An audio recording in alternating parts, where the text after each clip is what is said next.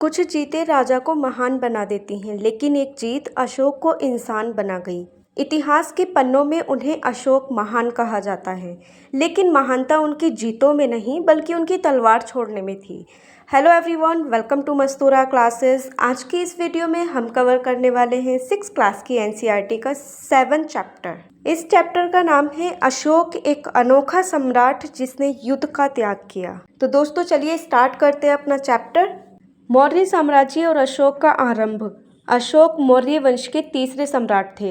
दादा चंद्रगुप्त मौर्य ने साम्राज्य की नींव रखी, पिता बिंदुसार ने इसे मजबूत किया और अशोक ने इसे इतना विशाल बना दिया कि ये कश्मीर से तमिलनाडु, अफगानिस्तान से बंगाल तक फैल गया। कहा जाता है कि अशोक युवावस्था में ही साहसी और कठोर थे। उन्हें चंड अशोक भी कहा जाता था क्योंकि उनके निर्णय तेज और दंड कठोर होते थे, लेकिन यही कठोर राजा इतिहास में सबसे दयालु सम्राट बन गया। कलिंग एक स्वतंत्र राज्य भारत के पूर्व में था। कलिंग समुद्र तट पर बसा, व्यापार से संपन्न और अपनी स्वतंत्रता पर गर्व करने वाला।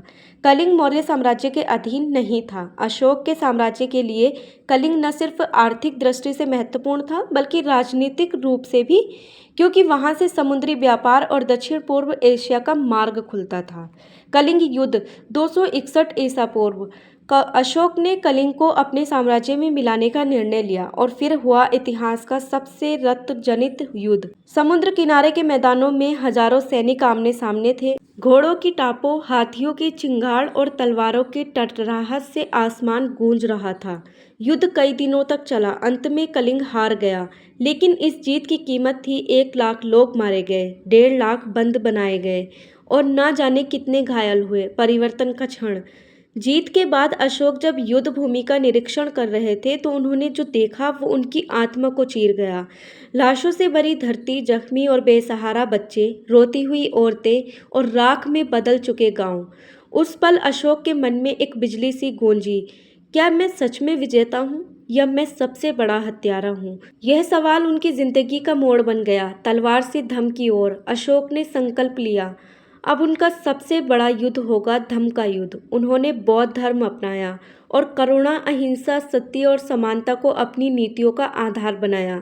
धम्म का मतलब था सभी प्राणियों के प्रति दया, जानवरों और इंसानों की रक्षा, धार्मिक सहिष्णुता और नैतिक जीवन।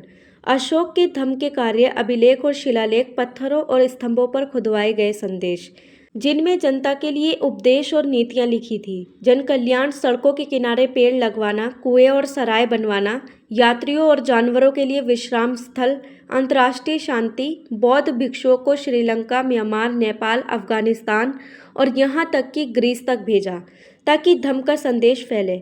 पशु कल्याण, शिकार पर नियंत्रण, पशुओं के लिए चिकित्सालय। अशोक की विरासत। अशोक ने हमें दिखाया कि एक शासक की असली ताकत उसके साम्राज्य की सीमाओं में नहीं बल्कि उसके हृदय की सीमाओं को तोड़ने में है। उनके बनाए गए स्तंभ आज भी भारत में खड़े हुए हैं।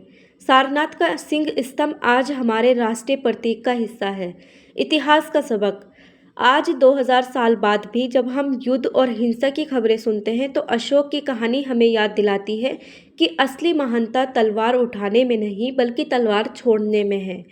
अंतिम सवाल, अगर आज की दुनिया में भी एक अशोक पैदा हो तो क्या हम फिर से शांति या करुणा का युग देख पाएंगे? तो दोस्तों ये था हमारा 6th क्लास की एनसीईआरटी हिस्ट्री का 7th चैप्टर। आई होप आपको अच्छे से समझ आया होगा। ऐसे ही और वीडियोस देखने के लिए हमारे चैनल को सब्सक्राइब करें।